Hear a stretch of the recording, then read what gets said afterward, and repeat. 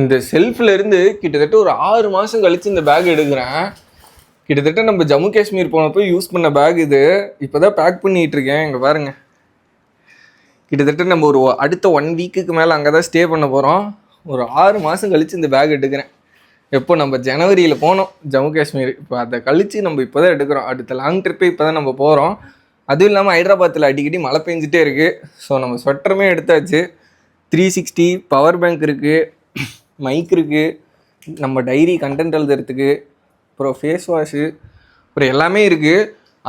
ஹைதராபாத்தில் மழை பெஞ்சிட்ருக்கு. ஸோ நம்ம கேர்ஃபுல்லாக தான் போகணும். அது மட்டும் இல்லாமல் எனக்கு முக்கியமாக ரொம்ப இன்ட்ரெஸ்ட்டாக இருக்கிறது என்ன விஷயம்னு பார்த்தீங்கன்னா, வேர்ல்டுலே டாலஸ்ட்டு விநாயகர் சிலை.